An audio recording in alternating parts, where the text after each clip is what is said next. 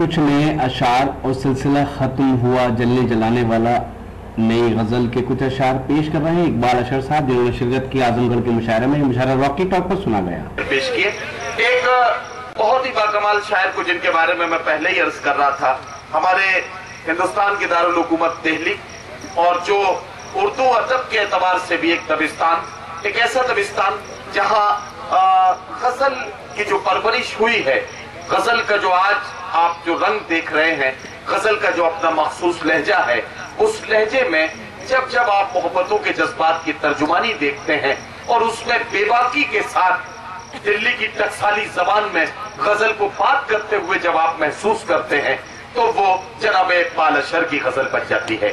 اہل حاضر میں غزل کا امین، غزل کے امانتدار کے طور پر ہندوستان بھر کے مشاعروں میں اور ہندوستان کی سرحدوں سے باہر ہندوستان کی نمائندگی بہت ہی اعتبار، بہت ہی اعتماد اور بڑی ذمہ داری کے ساتھ کرنے والے فنکار میرے عزیز دوست، میرے بڑے بھائی جناب اقبال اشر، میں ان سے گزارش کرتا ہوں کہ تشریف لائیں اور اپنے کلام سے نوازیں.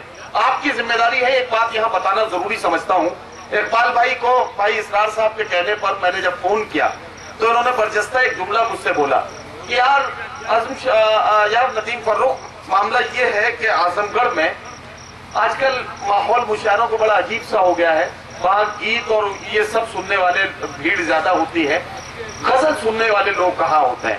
میں نے ان سے کہا تھا کہ اقبال بھائی، میں آپ کو اعظم گڑھ کے جس علاقے میں بلا رہا ہوں، محمد پور وہ مشاعرہ ہے جہاں غزل کے امین آج بھی پوری ذمہ داری کے ساتھ غزل کی حفاظت کرتے ہیں. یہ ثبوت اب آپ کو دینا ہے.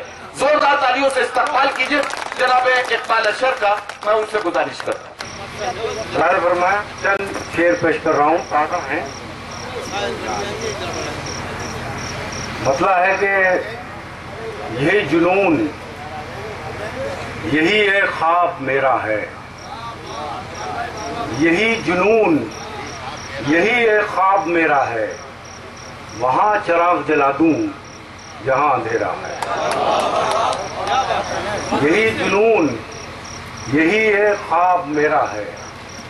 وہاں چراغ جلا دوں جہاں اندھیرا ہے. تیری رضا بھی تو شامل تھی میرے بجھنے میں. تیری رضا بھی تو شامل تھی میرے بجھنے میں. میں جل اٹھا ہوں تو یہ بھی کمال تیرا ہے. تیری رضا بھی تو شامل تھی میرے بجھنے میں. میں جل اٹھا ہوں تو یہ بھی کمال تیرا ہے. اجازت ہو تو دو ایک بھائی جی. حالات بہت بہتر نہیں ہیں اب بھی موسم کے. جی میں ایک غزل کے چند شعر آپ کی خدمت میں پیش کرتا ہوں، تھوڑا سماعت فرمائیں. سلسلہ ختم ہوا جلنے جلانے والا. سلسلہ ختم ہوا جلنے جلانے والا. سلسلہ ختم ہوا جلنے جلانے والا. اب کوئی خواب نہیں نیند اڑانے والا. اب کوئی خواب نہیں نیند اڑانے والا. کیا کرے آنکھ جو پتھرانے کی خواہش نہ کرے.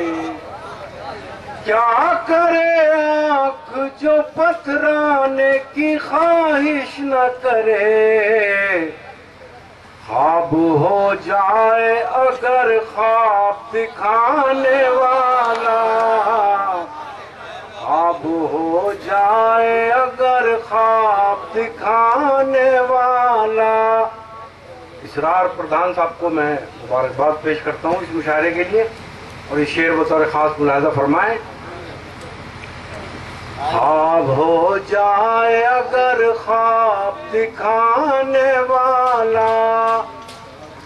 یاد آتا ہے کہ میں خود سے یہی بچھڑا تھا. یاد آتا ہے کہ میں خود سے یہی بچھڑا تھا، یہی رستہ ہے تیرے شہر کو جانے والا۔ میرا خیال ہے اب بوندیں بہت زیادہ آنے لگی ہیں، تو ہم چند شعر جوہر کانپوری صاحب سے بھی سن لیں۔ میرا اس مشاعرے کے کنوینر ہے جناب اسرار پردھان صاحب۔ اس مشاعرے کی شاندار نظامت کی ہندوستان کے مشہور اور معروف ناظم مشاعرہ اور شاعر جناب ندیم فروخ صاحب نے۔ تو یہ تھا اعظم گڑھ کے محمد پور گاؤں کے بلریا گنج کا ایک شاندار مشاعرہ۔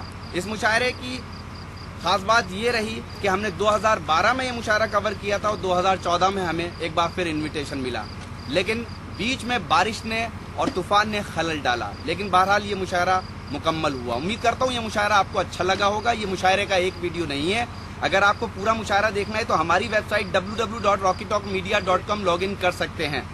اگر آپ کو اور مشاعرے دیکھنا ہے تب آپ ہماری ویب سائٹ لاگ ان کیجئے۔ اگر آپ کو آن لائن مشاعرہ دیکھنا ہے یا کھٹی میٹھی باتیں کرنی ہے تو آج ہی اپنے موبائل میں ڈاؤن لوڈ کیجئے راکی ٹاک کی اپلیکیشن اور بدل لیجئے اپنی دنیا۔ پھر کسی شہر سے کسی اور مشاعرے کو آپ تک پہنچائیں گے۔